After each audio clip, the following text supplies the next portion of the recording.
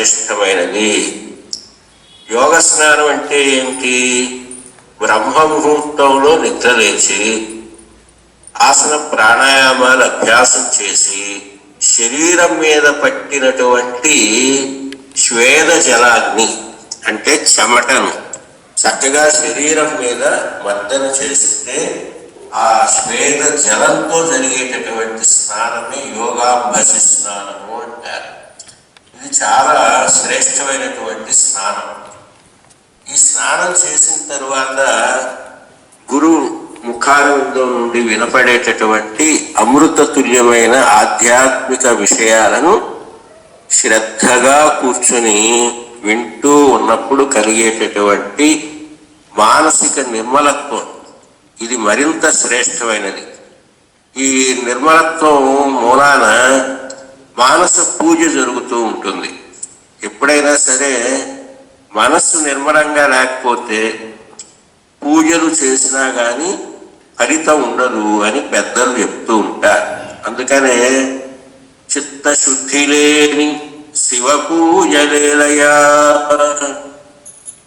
ఆత్మశుద్ధి లేని ఆచారమది ఏల, భాండ శుద్ధి లేని పాకమేలా. ఆత్మశుద్ధి లేని ఆచారం, భాండ శుద్ధి లేనటువంటి పాకము, చిత్తశుద్ధి లేని శివ పూజ వ్యర్థమే కదా అని వేమన యోగీశ్వరుడు చెప్పారు. అచేత మనస్సును శాంతపరచడం అనేది మనిషికి తన జీవితంలో చాలా చాలా అవసరం. మరి మనశ్శాంతి అనేది మనం ఎక్కడా కూడా ద్రవ్యంతో కొనుక్కునేది కాదు.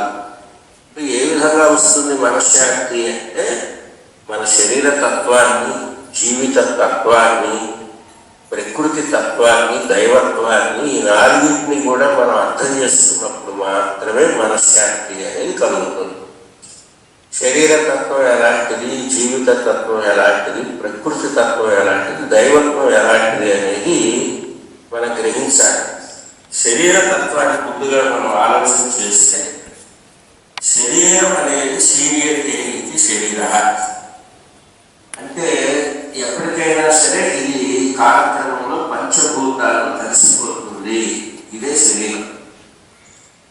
పంచభూతాలతో శరీరం తయారైంది. పంచభూతాల్లోని శరీరము కలిసిపోతుంది.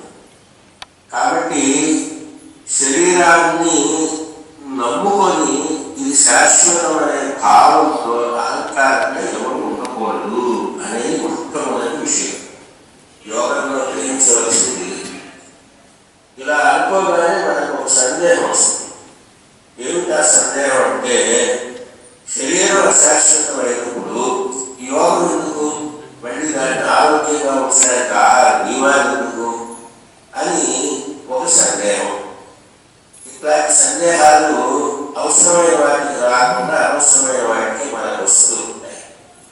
నిజానికి శరీరం శాశ్వతం కానప్పటికీ కూడా శరీరం అనేది ఎట్లాంటిది అంటే ఒక అద్దె ఇల్లు లాంటిది.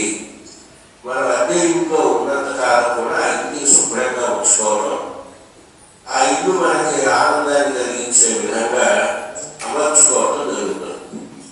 ఇది అద్దెలే కదా, ఏడాదికో రెండేళ్ళకో దీన్ని ఖాళీ చేసి వెళ్ళిపోతాం కదా అని అపరిశుభ్రంగా ఉంచితే అది మనకి చాలా అసౌకర్యాన్ని కలిగిస్తుంది. అట్లాగే శరీరం శాశ్వతం కానప్పటికీ కూడా మన ఆత్మ ఈ శరీరంలో ఉంది కాబట్టి ఈ శరీరాన్ని అద్దె ఇల్లు శుభ్రంగా ఉంచుకున్నట్టుగానే ఆరోగ్యవంతంగా ఉంచుకోవాలి. ఆ ఆత్మ ఈ శరీరాన్ని విడిచిపెట్టే వరకు కూడా ఈ శరీరంతో అని ఉంటుంది. కాబట్టి దేహము అంటే శరీరం. ఈ శరీరాన్ని ఆసన ప్రాణాయామాలను సుదీర్ఘంగా జీవించే విధంగా, ఆరోగ్యవంతంగా జీవించే విధంగా, మనశ్శాంతితో జీవించే విధంగా ఉంచుకోవాలి. అప్పుడు చాలా సుఖం కలుగుతుంది ఆత్మకి.